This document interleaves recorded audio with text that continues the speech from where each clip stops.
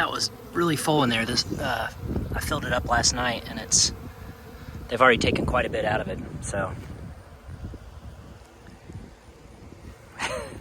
my dog is trained to not get anywhere near the bees after he got tagged twice.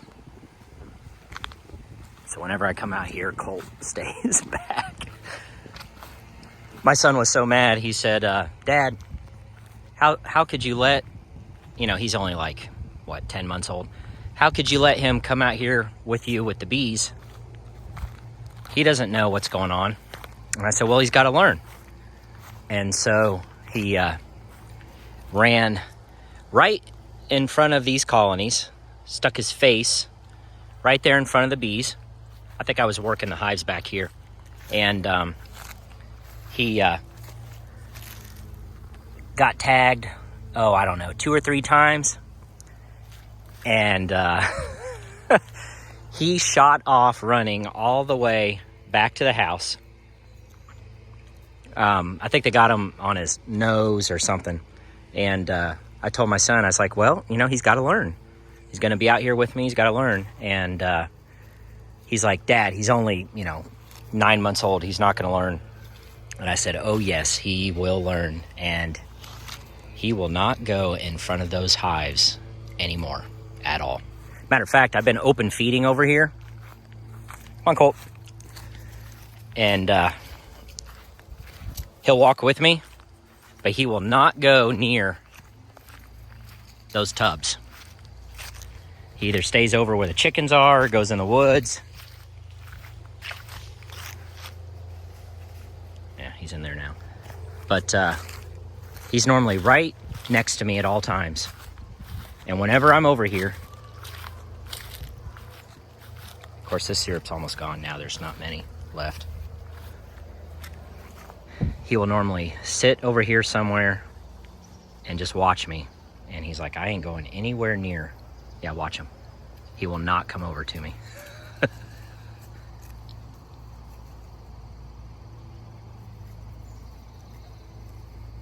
You could tell he wanted to, but he knows there's bees all over this. Now, granted, right now, there's hardly any bees over here because they've sucked everything down. They went through each one of these had 5 gallons of 2-to-1 sugar syrup in them, and they suck them down in about less than 12 hours. I mean, it's gone. So I wonder if I call him if he'll even come over here. Colt, come here. Come on. He said, nope. But watch. If I walk away from here, he will follow me. I don't even have to call him. Watch.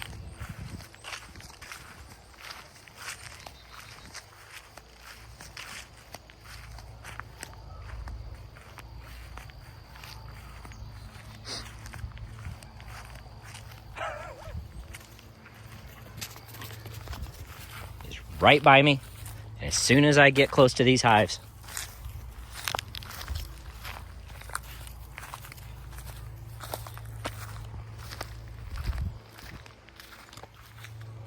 he will not come over here.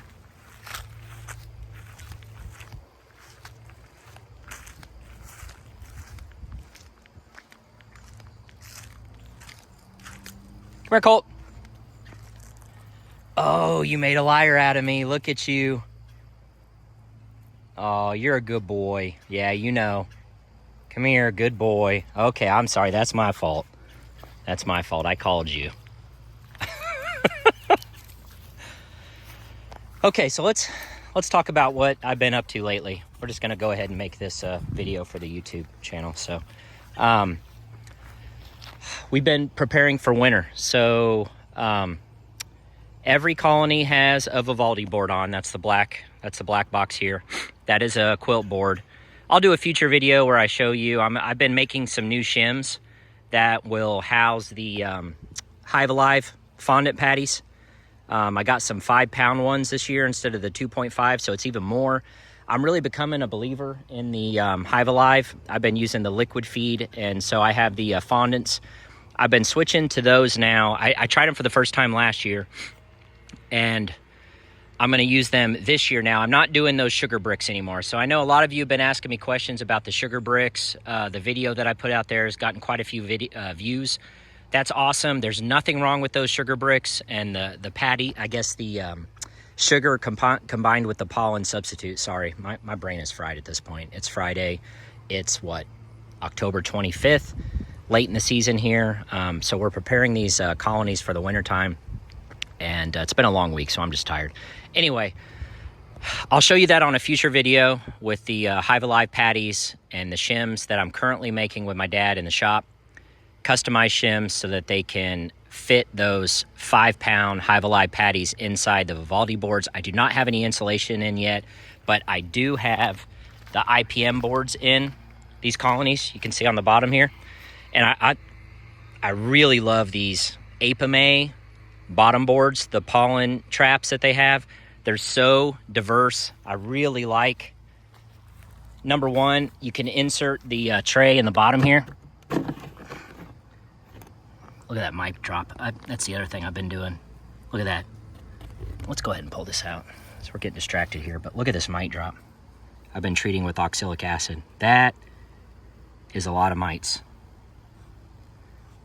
And I can't use my finger here, but if you know what mites look like and the camera doesn't really want to focus if I get too close, that is a significant mite drop. And that's after one OA treatment. And I'm getting ready to hit him again because I did the formic acid baggies, which by this time you should have seen that video. And it's been, what, 21 days later, and I'm going to hit these colonies again with oxalic acid. But significant mite drop on this colony. Some colonies, not much of a mite drop. But getting back to the point of this video, I love how tight the bottom boards on this fit. If you look at these IPM boards, look at this one. Look at the gap here. Look at the gap on this IPM board. And if I start to pull it out here, well, number one, look how much fewer mites there are on this IPM board. But notice the gap here, and the fumes come out here when I'm treating with oxalic acid. Look at the Apame. So that's just one advantage. The other advantage is, you know, there's this has a built-in pollen trap. I'll do a video. Stupid yellow jacket flying around me. I'll do a future video this wintertime when there's not much going on with the bees. Look at him. He's making a complete liar out of me. Colt, you better stay away, bud. Yeah, I'll do a future video this wintertime when there's not a lot to do with the bees. I love how they have built-in entrance reducers right here where you can quickly just shift these to the side. This landing board, I really like this landing board versus this one right here. The bees seem to be able to find it better. I think you have better success of virgin queens returning from their mating flights. I guess they wouldn't be virgins anymore, but you know what I'm saying.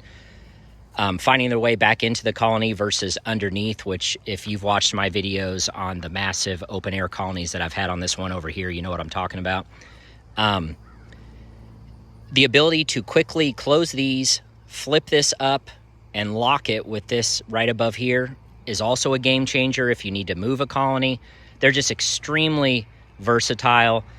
With them being plastic, I think that they're going to last a lot longer than the wooden colonies. There he is over there. That's typically where he hangs out. Anyway, so I'll do a future video on the Apame, but what else are we doing?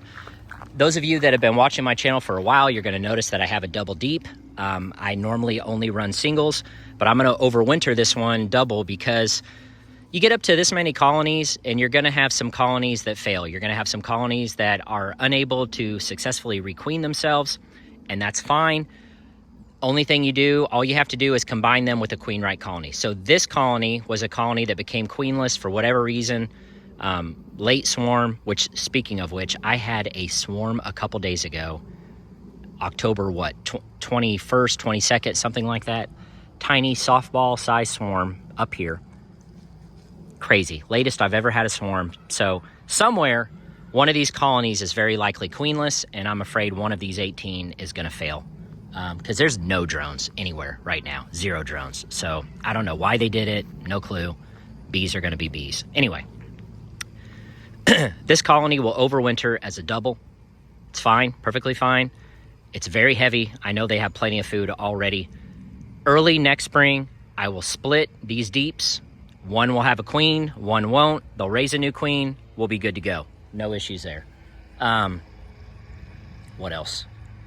Oh, I've been feeding heavy 2-to-1 sugar syrup. So you saw over here where I was feeding, open feeding, which is the first time I've ever done that in 5 years, 4.5 years, whatever. This is my 5th winter, going into my 5th winter. And you count how many years you've been beekeeping based on how many winters you've gone through. So I guess technically I'm at 4.5 years of experience.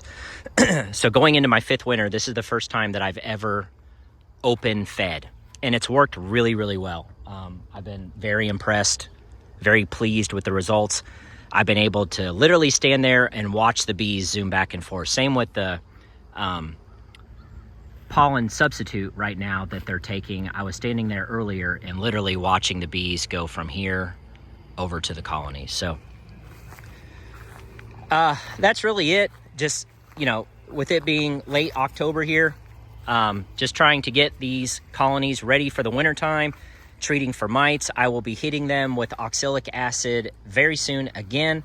I will be hitting them again around Thanksgiving. The goal is, as I've said in other previous videos, you've got to get these mites as low as absolutely possible. And look at that mite drop that I just showed you. Some colonies have much larger than others. I really need to be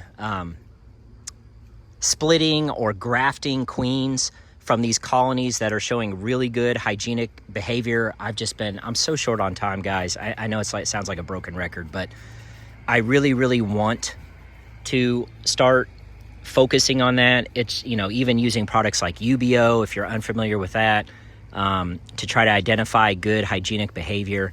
It takes a lot of time, and that's not a luxury that I have in my life right now.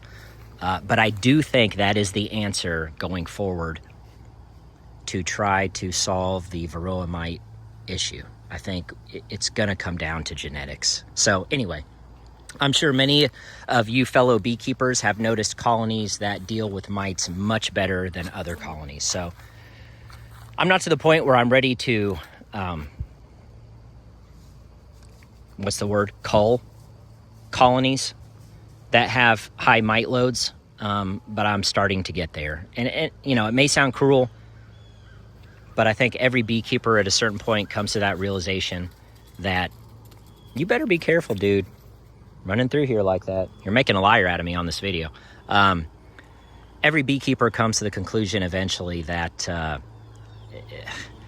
yeah, you can treat for mites, which is great. You should be. That's, to me, that is beekeeping. That's being a good steward of bees. I don't agree with I have bees, but I just leave them, on their own and, fare thee well, good luck. I don't agree with that. But I think we all have a duty to try to identify good genetics and do our best to try to help proliferate those good genetics. That's just Josh's personal philosophy. I'm perfectly fine if you disagree with that. You're not going to upset me. You're not going to hurt my feelings. There's lots of ways to successfully keep bees. And the fact, if you're a beekeeper and you're even attempting to help bees, you're a winner in my book. And I think that's a very admirable and a great thing to be doing. So I'm just telling you my 2 cents, my personal philosophy.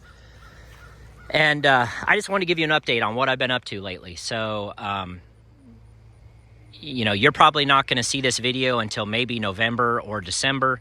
I've just been behind on posting stuff. It's a busy time of year. My son, my middle boy, actually has several friends over today.